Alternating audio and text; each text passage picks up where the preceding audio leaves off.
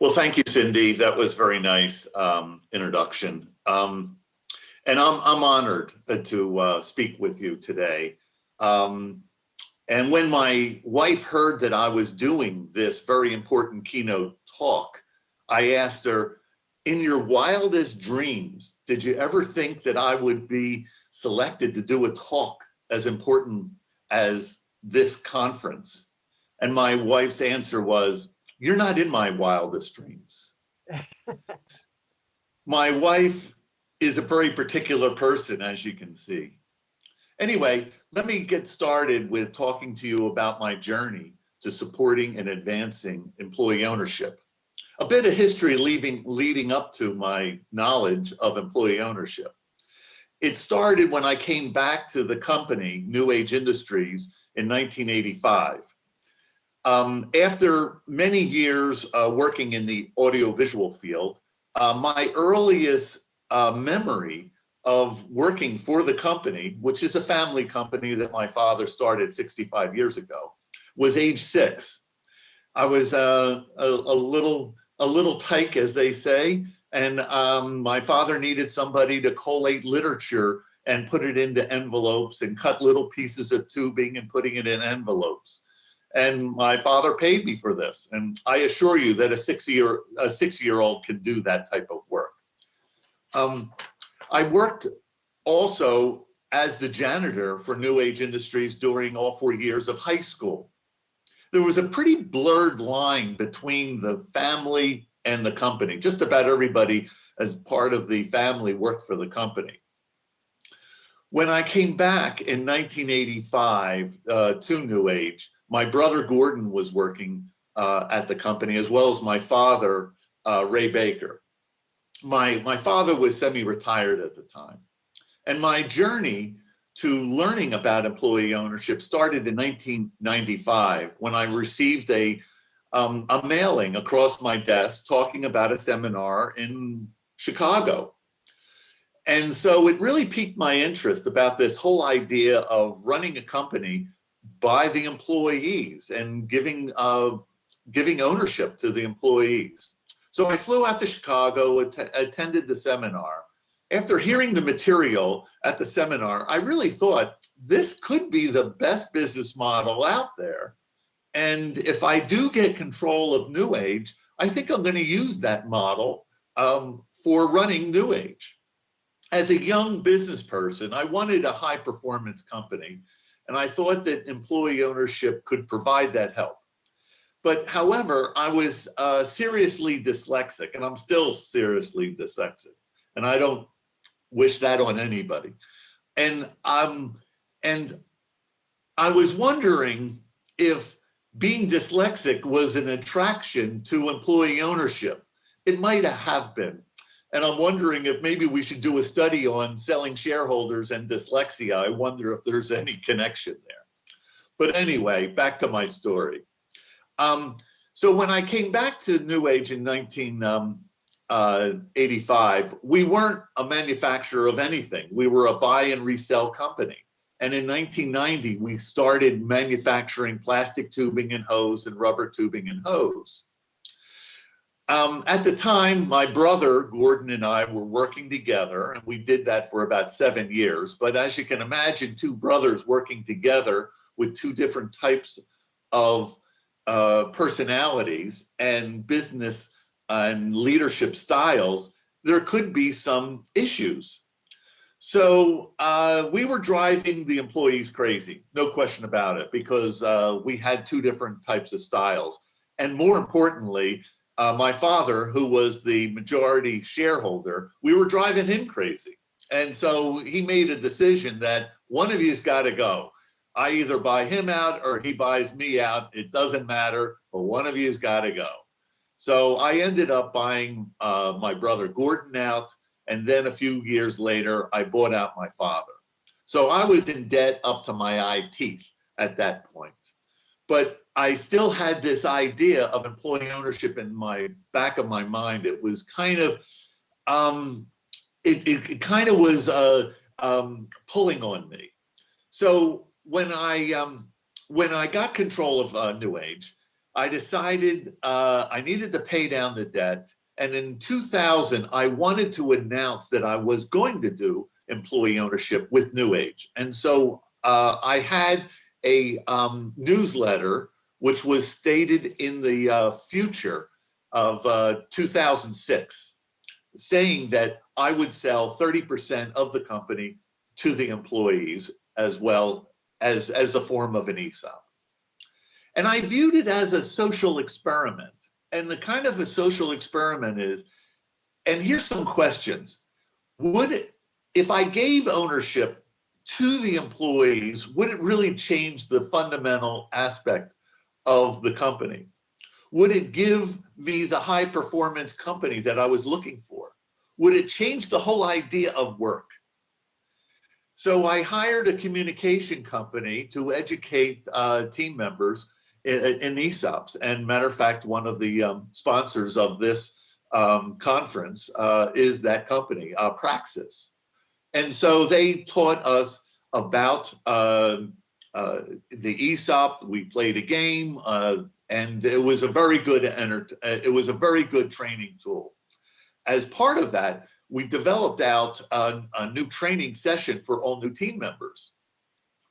And it really changed the whole language that all of us used within the organization. And let me give you an example of that. NewAge is a manufacturer. We have lots of fork trucks bringing raw material into the production lines and then taking the finished goods back into the warehouse.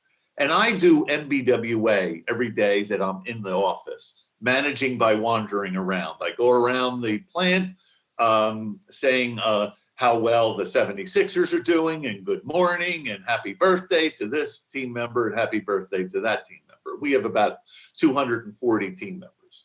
So one day I see one of the fork truck drivers laying a patch, spinning the wheels of the fork truck. And I go up to him and I say, "Why is it that you're beating up your fork truck?" And he kind of goes like this. And I say, "Here's a better question. Why are you beating up Joe's fork truck? Because he owns that fork truck too." And his head goes down.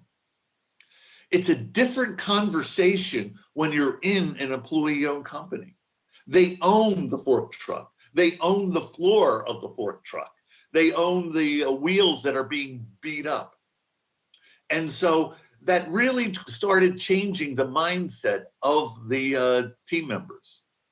So in time, I sold, after the 30%, I sold another 10% in 2010, and then 9% in 2016. So this model of me selling off pieces as we trained all the team members about making profits, how the company works better as an employee-owned company, the share price started to rise. And I got better value out of my shares that I sold in later years. So I had 51%, the employees had 49%. And so I really, 51% ownership, I could do anything that I wanted. I took a lot of money off the table, but at this point, I really could do anything with the company, owning 51%. So I started to relook at, what should I do? What should the options be? Should I sell to a private equity company? Should I sell to my competitor who has been bugging the crap out of me to sell? Or should I sell to a multinational? All these options did not look anyway as good as keeping with as an ESOP. So I heard many stories about companies getting destroyed with these exit options. And probably one of the worst ones was Toys R Us, when 30,000 people were put out of a job because of private equity loaded it up with $5 billion of debt.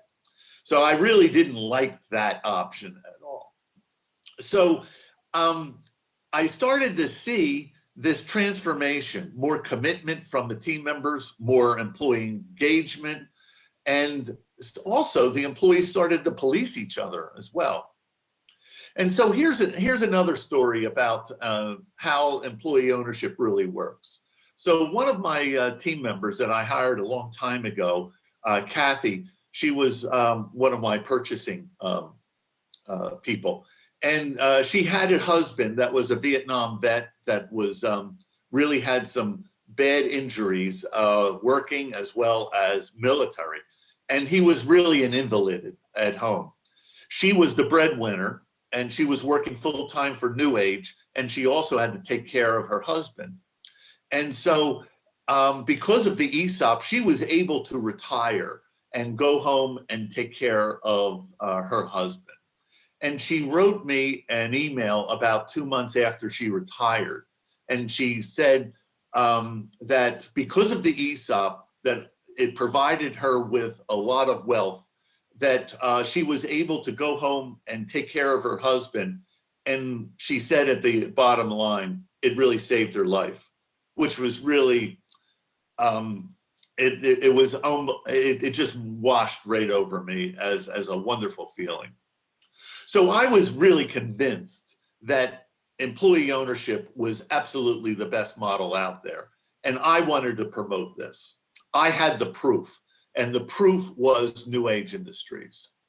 So, but I started going to ESOP conferences, and I saw that there were many other companies that had the proof.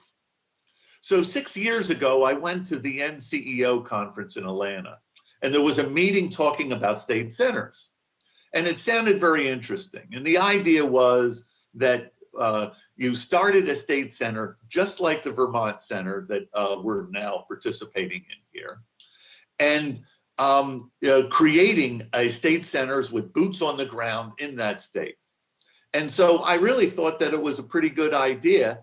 And so I raised my hand and said that I would help start the Pennsylvania State Center along with Dan Adley, who was a business person in Pittsburgh. Now, of course, at that time, the Vermont Center was active, as well as the Ohio Center, which was already established. So Dan and I were the co-founders of the PACEO, and the mission of the PACEO was to create awareness of employee ownership in the state of Pennsylvania by doing webinars, seminars, marketing, social media, engaging state governments, economic agencies, as well as Chamber of Commerce. So we went to work. And the first year was a bit rough because we didn't have a full-time executive director. And then we decided we really needed to hire a full-time executive director, and we hired Kevin McPhillips in the second year, and we really got off and running. He coordinated the volunteers, and we really pressed everybody into actions. And so the NCEO at the time was actually supporting us with some grant money, which was very nice, as well as service providers, ESOP companies, as well as selling shareholders like myself. So we were started to develop out this state model. And the state model was how to form a state center, the blueprint of it, and how to really put together all the pieces that would be needed. So here's some current facts about the PACEO. For the second year in a row, the U.S. Labor Department's data indicates that Pennsylvania is second in the nation in new employee ownership organizations, ESOP, only second to California, which has 3 times the population as we do. The Pennsylvania model has been proven very effective with the EOX in setting up new state centers, such as North Carolina, Minnesota, and Florida, 8 in total. As we speak, there is over 10 companies actively looking at employee ownership conversion. And the PACEO is establishing the nation first citywide task force of employee ownership in conjunction with the Pittsburgh mayor, lieutenant governor in Pennsylvania, as well as the city council, Chatham University. And we're launching this largest city-directed marketing program in America for outreaching of 30,000 businesses, large and small, to educate about employee ownership. It's really a great model, and we're going to actually take this task force model and bring it to Philadelphia as well as other cities. So we're doing some really great work in Pennsylvania. And so here's another cool story to tell that I've learned from the Pennsylvania Center. This gentleman named Kyle Coleman, he's the selling shareholder of Waste Gas Fabrication, a steel welding company in Fairless Hills, Pennsylvania. Kyle it's 100% employee owned, and he's had some very good years. But a couple years back, he had a bad year. The business was down, the share price went down, dividends went down, and some of the employees were not so happy about that. And they came into his office and they kind of started complaining, you know, what's the story, Kyle? The share price is down, no dividends this year. And Kyle looked him in the eye and says, what are you going to do about it? And that kind of really got the employees back on their heels. And so they left his office. Early the next morning, those same employees came into Kyle's office with 10 ideas to improve the company. And they started implementing those 10 ideas. And the next year, they had the best year ever. It's a perfect example of how employee ownership, it's not about the selling shareholder or anybody, it's about the collective.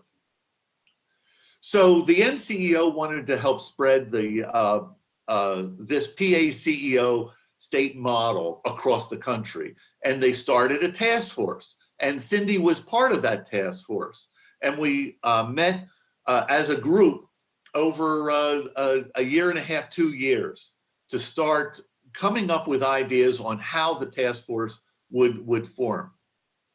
So at the end, the task force figured out that they should have a separate 501c3 organization, and the EOX was born, the Employee Ownership Expansion Network. I became a member of the board, as well as Cindy was on the board as well. So the EOX mission was to take the Pennsylvania Center model that we have established and take it to 20 other states to cover 70% of the US population. And this was all to promote employee ownership and ESOPs. So the EOX is helping fund these new state centers for the first 3 years, they're not only providing the funding, but also the model and the blueprint on how to start a state center. And so here's a few of the facts about the EOX. So we have opened up 8 state centers and 3 more are in the works. We've raised about $2 million for EOX and state centers. We've engaged the federal policymakers and agencies to put state centers on the map for funding with 3 bills in Congress, and that's happening as we speak. We've hired executive directors in North Carolina and Minnesota and created a great deal of awareness in those 2 states. We've successfully landed a $50,000 grant for the Minnesota Center, and also the Missouri Center has gotten a $250,000 grant, which the EOX has really been spearheading. So we've really had a lot of great traction with what we're doing with the EOX, and the legislators are getting a notice about what we're doing. So back to my journey. Still going to conferences, the ESCA, the Employee Ownership Association conferences in Las Vegas and Washington, and the NCEO conferences to increase my education. So in 2019, I sold my last 51% of NewAge shares to the ESOP. The company was growing like a weed, and I wanted to sell the shares earlier than later because I really didn't want to saddle the company with a monster debt. And I really started thinking about if I sold 3 or 4 years later, the debt would possibly be not good for the company, and it wouldn't be able to expand and use the cash for expansion. So I sold in 2019. So during the last 10 years, I've been involved with our local community college. I was on the foundation board, I've taught some classes there, and my wife and I fund probably about 16 scholarships over at the college. You know my wife, who I'm not in her wildest dreams, but I'm still working on that, by the way. Anyway, my wife teaches at Montgo, and my daughter got her associate's degree there. And so after I received my payout for the 51% shares, I wanted to do something big for employee ownership. So I worked with the Montgo, and we decided as part of a endowment that I would give $3 million for an endowment to set up the Baker Center of Excellence of Employee Ownership and Transformation. It's a bit long, but it says exactly what we're trying to achieve. I hope the Baker Center will become a long-term beacon of knowledge and education about employee ownership for businesses and the public alike. We'll be relying on the curriculum from the Beister Institute and Rutgers University. So I want to thank both of those institutions for allowing us to use their curricular material for the Baker Center. And so what we're trying to do at the Baker Center is have courses, certificates, seminars, webinars, and bringing people up to speed on what is employee ownership. And to quote Kevin McPhillips, our executive director of the PA CEO, we want employee ownership to be as common as 401k across Pennsylvania as well as across the nation. And so after we put together this model for a community college at Montgo, we're going to take it to all the other community colleges across Pennsylvania, and then allowing all the colleges across the United States to use that model. So we actually are needing teachers for this curriculum. So I'll do a little bit of an ask here. So if you want to participate in this model, I'll be glad to take any help that I can get. I currently am talking to CEOs and selling shareholders of employee ownership, and I wanted to expand my awareness. So if we really think about where we're going with employee ownership, we've had the Industrial Revolution. We're involved with the computer revolution, and now we're moving into the robotic revolution. And so I'll leave this with you. Let's start the employee ownership revolution, where employee ownership solves many of the existing social problems that we have today. This is what I'm personally working on, and I welcome all of you to come along with my journey. So I will open this up to questions from the group here. Great, thank you, Ken. And yeah, so for folks who are interested in posing any questions to Ken, feel free to put them in the chat. I'll start with just asking, one thing that occurred to me as you were speaking was, and I think this is true for a lot of employee-owned companies, where there's a whole big segment that start as family-owned companies and then transition to employee-owned. We have several of those in Vermont.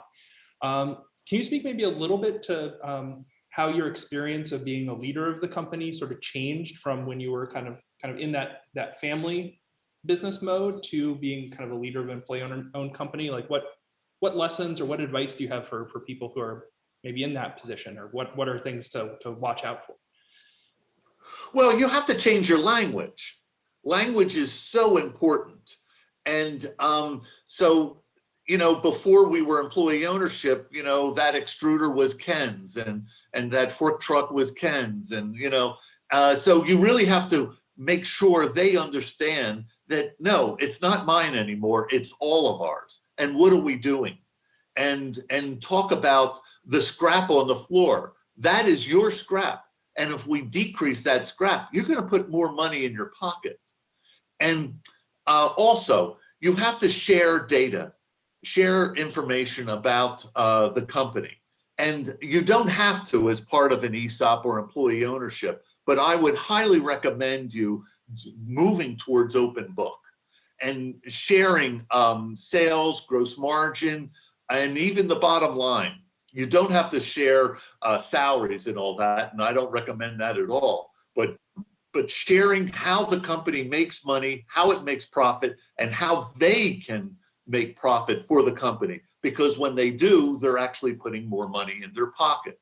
Education is so important, and training is very important. And that's why we hired a training organization to do that work. And I would highly recommend that with any organization that is moving towards employee ownership. Of course, you need a lawyer, you need a third-party evaluation organization, and an accounting firm, but you also need a training organization to help you. Great, thank you. So we had one question kind of that was from Eric DeLuca around policy that you mentioned kind of some bills. And if you could talk maybe a little bit more specific about what's in play, and I have some knowledge too, so I could add to that. But in terms of the kind of legislative stuff that's happening now in support of expanding employee ownership. Okay. Could you read the question to me, because so his question was garbled. Yep, sorry. What are the bills? Are they bundled into any large signature bills that the Biden administration introduced? If so, which ones? I don't know the name of the bills. Matter of fact, Cindy probably could talk to this a little bit better than I, but we've been very much involved. The EOX has been very much involved with the bills that are going through Congress. I'm sorry, I don't know the names of them, but it's very exciting. I can throw out that one of them, which is a version of a bill that Senator Sanders has introduced for many years, called the Work Act, yes, which would provide funding to this work of starting new employee ownership centers, has been added as an amendment to the China trade bill that's currently in play. And I think it's going to be taken up again next week. So there's kind of definitely the community has been watching this one in particular. So we have another question from Chris Moran. How do you encourage ideas to improve the business for employee owners and decide whether or how to implement them? Well, we have an employee ownership continual process improvement group, and the idea is to be open and honest about ideas. We have suggestion boxes, but more importantly, we want ideas to percolate from the bottom up on an everyday basis.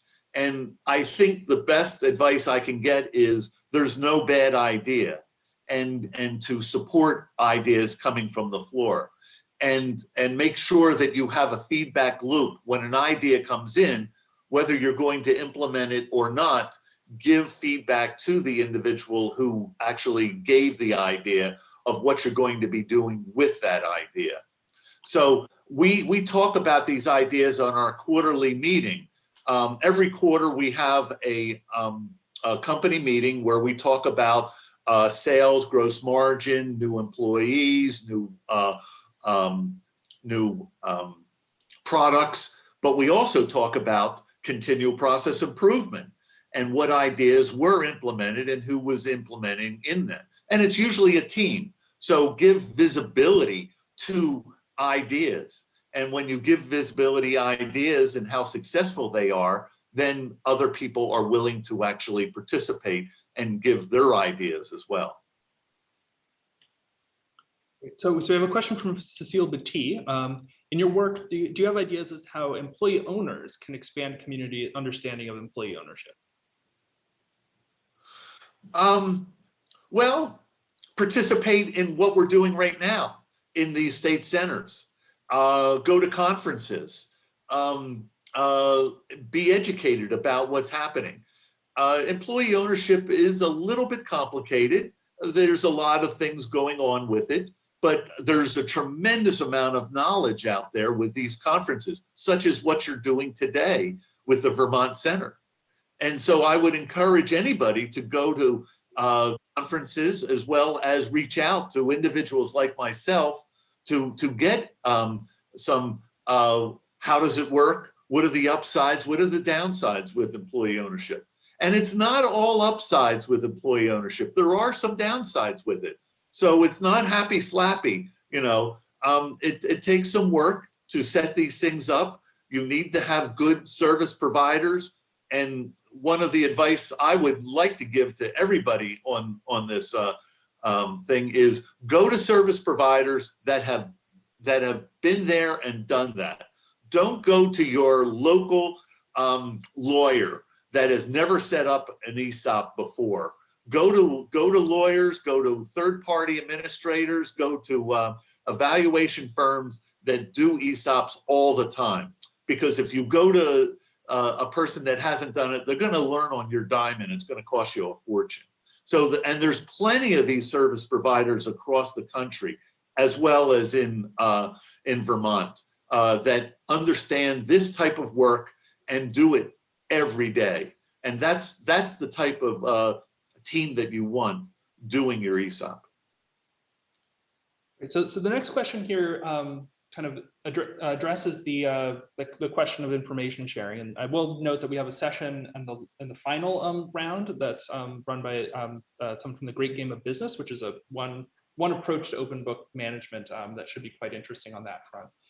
But the other thing was our keynoter last year was Blake Jones from Namaste Solar.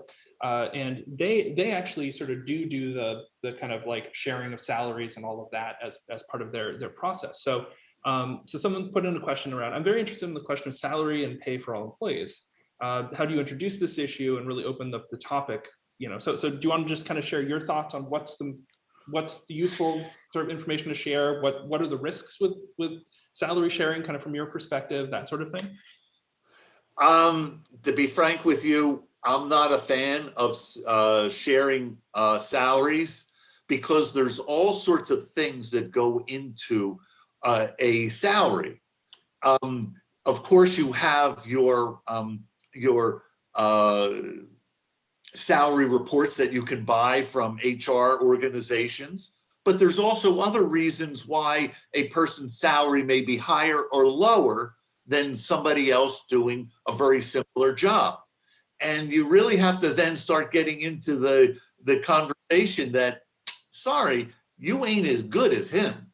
And so that gets real ugly real fast. And so there's enough problems running a company than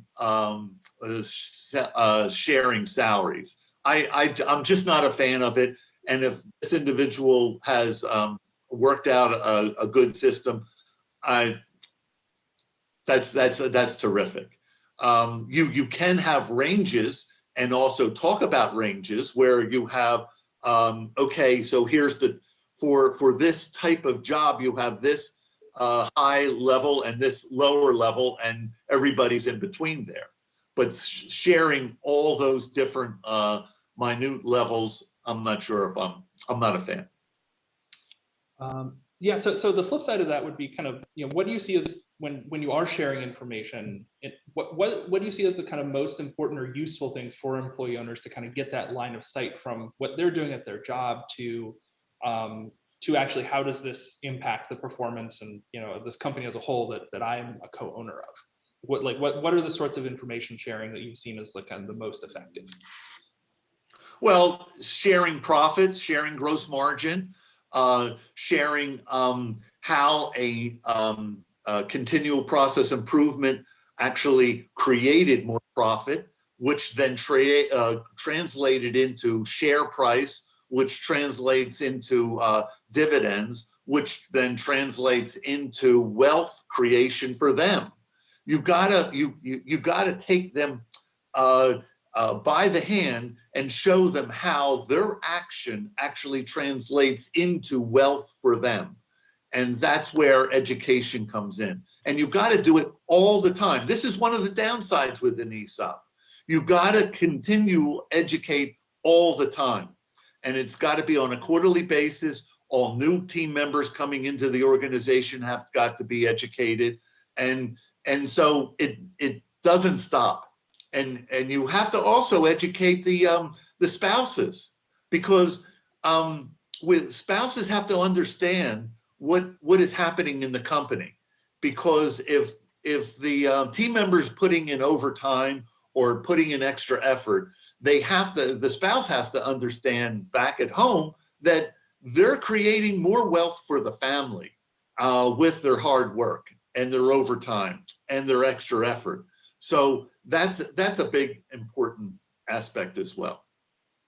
Great. Well, we're coming up on the hour, so thank you so much, Ken, for sharing your wisdom and experience with us to help kick off the day today. And I will note, as we kind of head towards sessions, a few of these other questions that have been put in that I haven't been able to get to are things that will be addressed in some of the sessions. So the question around from Joanne around termination working in ESOPs and voting other things. Alex Moss's session in the next round on kind of ESOP 101 will be one place where some of those details will be discussed. Questions around power from Stephen Marsh: how do you cope with power ambitious, manipulative people? That sort of interpersonal stuff. The folks at Round Sky Solutions, who are doing a session in the round 3, oftentimes have a lot of really interesting programming on interpersonal dynamics and power, and you might find that session quite interesting that they're doing. And then kind of the question of choosing ESOP versus worker co-op, the sort of intro to employee ownership, we'll get into that a bit. And then Tabitha Crosscut during the kind of the brief sessions before lunch, the table topics, actually has one that's specifically on that topic that might be of interest. And there's a lot more, so have a look at your agendas.